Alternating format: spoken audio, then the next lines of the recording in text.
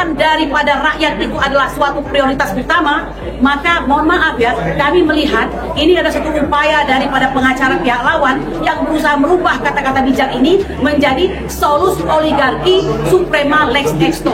Jadi keselamatan oligarki merupakan suatu prioritas utama. Ya, ini bukan fitnah ya. Kami ingin mengatakan sudah seharusnya jika yang Anda maksud dengan berdamai itu bukan berdamai untuk kong kali kong, ya, bukan berdamai untuk saling kedip mata, ya, berapa yang kau mau, berapa yang kau minta untuk bisa menyelesaikan masalah, bukan itu ya. Apa yang dimaksud dengan berdamai itu? Kita mempersingkat jalan peradilan, tidak perlu berpanjang-panjang, tetapi materi, petitum dan posita itu sama. Nah, jika kau mampu mengikuti itu, silahkan kita berdamai. Kalau tidak ada kata damai bagimu. Betul? Oleh karena itu, saya ingin mengatakan kalau bagi kami, para pengacara MOR PTR PIK 2 itu, likulli halin ibadah, walikulli zamani muamalah. Ya, ada waktu untuk setiap ibadah, ada waktu untuk setiap amalan. Nah, oleh karena itu kami menganggap membela rakyat untuk mendapatkan kedaulatan Republik Indonesia adalah merupakan suatu ibadah. Ya, insya Allah kami akan tetap berbahagia untuk membela rakyat Indonesia. Pesan kami terakhir kepada beberapa penggugat, ya, tergugat yang tidak hadir pada hari ini, di mana pengacaranya dengan sangat percaya diri mengatakan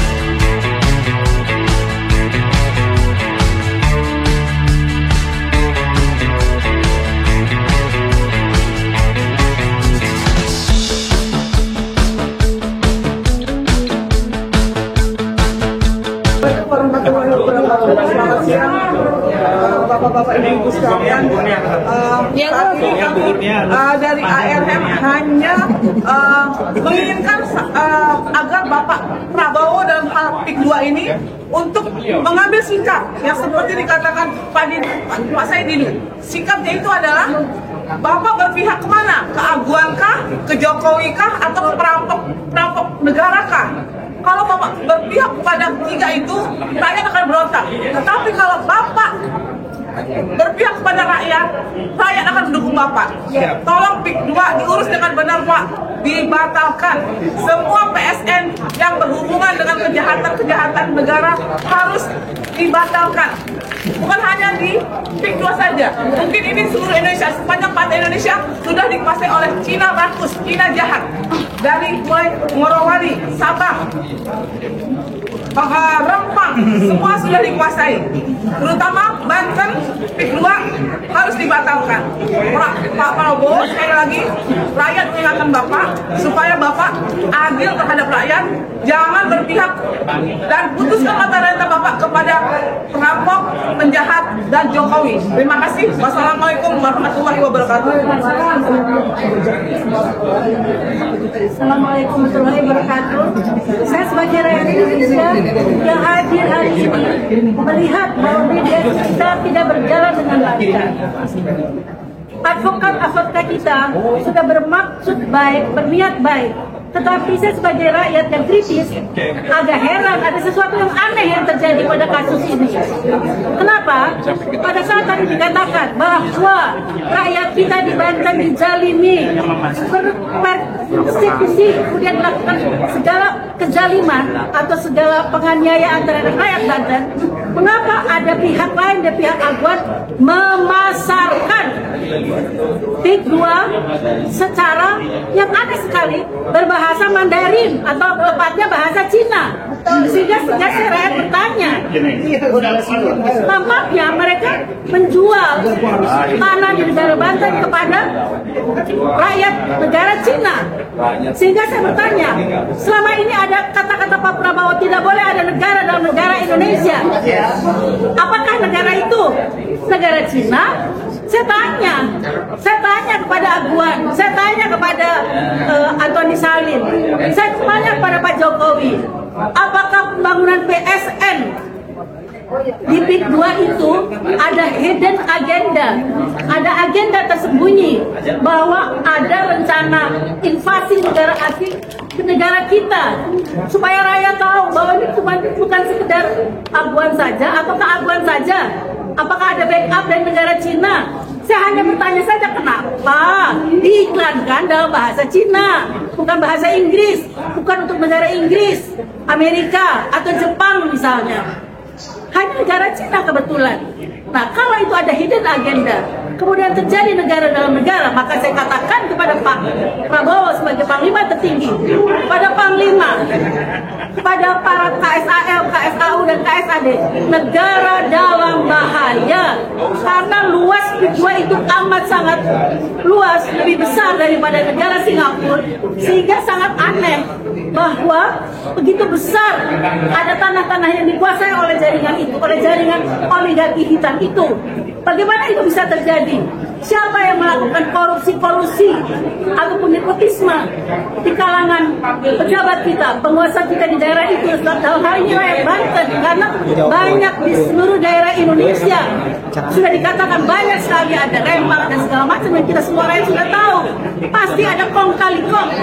Nah, kalau misalnya itu terjadi korupsi nepotisme, maksud saya KKN, korupsi-kolusi nepotisme, itu sudah melanggar aturan. Jadi kalau misalnya mediasi ini mereka tidak mau patuhi, lalu kita lanjut ke medan perjuangan di persidangan, di pengadilan, bahwa kalau terbukti ada korupsi-kolusi antara oligarki hitam dengan para pejabat kita yang melanggar undang-undang, itu sudah cukup untuk memenjarakan mereka. Kemudian Jokowi pun dipenjarakan sebagai pihak pengkhianat bangsa kalau terjadi ada hidden agenda antara negara kita dengan negara Cina. Mudah-mudahan kerjasama yang sama ini dikerjakan dengan negara Cina tidak seperti itu. Tapi saya tidak yakin. Kita lihat tadi perkembangan. Hanya ini saya lemparkan kepada seluruh rakyat Indonesia. Itu yang terjadi saat ini. Terima kasih. Assalamualaikum warahmatullahi wabarakatuh.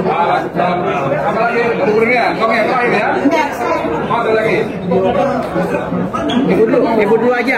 Ya, ibu terakhir. Ya, apa? Ibu Kurnia terakhir. Ya, sebentar. Ayo, Bu. Assalamualaikum warahmatullahi wabarakatuh. Himbauan, Alma selalu memberikan himbauan kepada Bapak Prabowo. Pak, Bapak harus cepat mengambil ketegasan supaya rakyat tidak lagi berprasangka yang macam-macam. Ini sudah berlarut-larut, Pak. Ini adalah pengadilan yang kelima. Mereka mempermain-mainkan. Mereka tidak datang. Mediasi, katanya mediasi, tapi mereka tidak hadir. Harusnya mediasi itu face to face atau head to head, tapi mereka tidak hadir. Jadi sebuah permainan, Pak. Ya, kalau kita sudah habis kesabaran rakyat, nah nanti jangan salahkan ya, Pak ya. Padahal kita mama di sini ARM dukung benar, mendukung sekali berada di pihak Bapak. Kami tidak akan biarkan Bapak sendiri. Tapi kalau begini caranya, bisa kehilangan kesabaran di rakyat Bapak. Ya, untuk saudara, kalau saya panggil Bapak Aguan CS, saya panggil Bapak karena saya menghormati. Coba hargai persidangan ini, ya. Selagi Bapak menjadi warga negara Indonesia, kecuali Bapak warga negara Indochina, ya. Coba hargai supaya Bapak nyaman juga berada di sini, dan kembalikanlah apa-apa yang Bapak ambil secara tidak sah atau ilegal, ya. Rakyat sudah menjerit itu di Banten itu, Pak. Dia tidak punya penghasilan, kerugiannya harus Bapak tanggung. Ini masih ini ya. Artinya di agama manapun hukum karma itu, di agama Bapak hukum karma itu ada. Nanti akan datang suatu musibah yang besar terhadap Bapak yang melebihi dari harta Bapak itu. Jadi kalau sekarang Bapak sudah diberi kelebihan oleh Tuhan Bapak, tolong Bapak ingat bahwa semuanya itu ada, Pak, ada batasnya. Lihat seperti Sambo akhirnya terbongkar. Akhirnya seperti siapa lagi itu? Yang anaknya yang menabrak akhirnya terbongkar. Nah sekarang Bapak nanti akan lebih besar lagi hukuman yang akan Bapak terima ya dari rakyat Indonesia ini selalu akan menuntut dan mengejar dimanapun Bapak berada walaupun Bapak ke ujung dunia Pak. Nah itu Bapak ingat, itu aja pesan saya karena rakyat Indonesia ini masih bisa diajak damai Pak, masih baik hati. Jadi tolong hadiri sidang yang berikutnya termasuk Jokowi yang telah banyak merusak akibat dari Jokowi ini rusaklah semuanya di negara ini.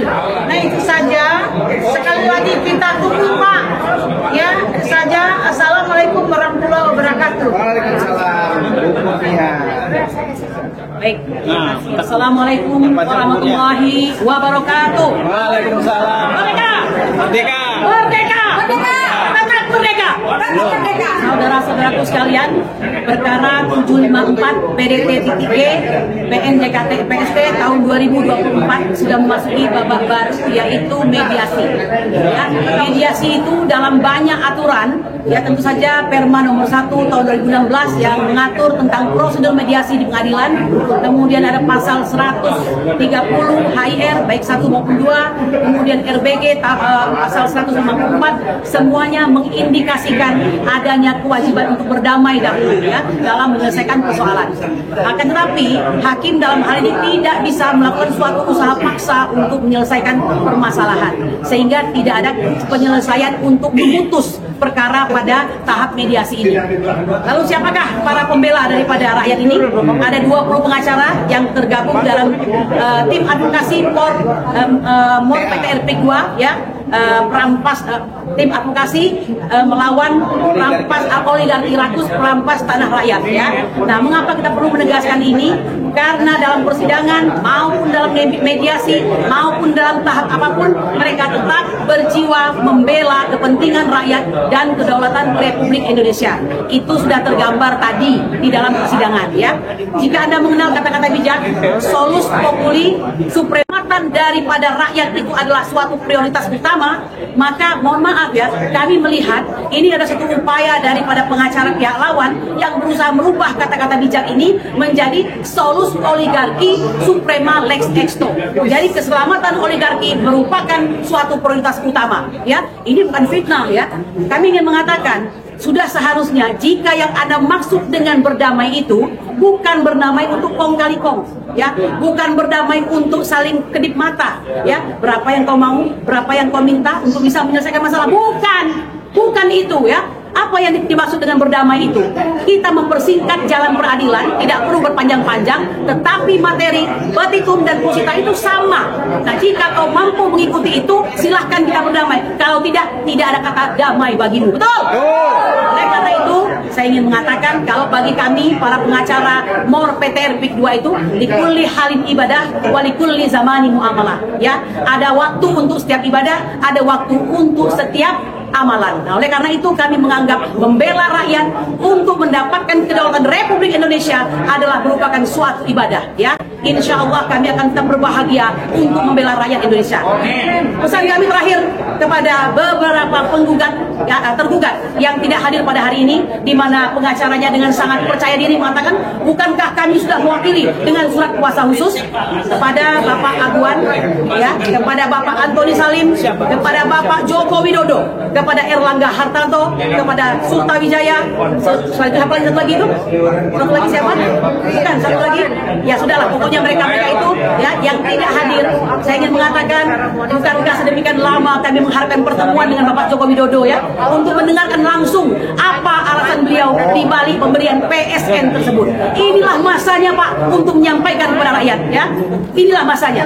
Mengapa? Karena kami ingin melihat apakah Anda seorang satria ya yang memberikan PSN dengan maksud mulia, atau Anda tidak lagi dapat pecundang yang hobinya cawe-cawe bersama oligarki. Oleh karena itu terakhir saya mengatakan, Pak, stoplah cawe-cawe. Negeri ini sudah ada yang memimpin adalah Presiden kami Prabowo Subianto. Ya, untuk sementara Anda istirahat dengan tenang sembari mengingat dosa-dosa Anda, hadir di persidangan untuk memberikan penjelasan. Kami siap menantang Anda. Subhanallah.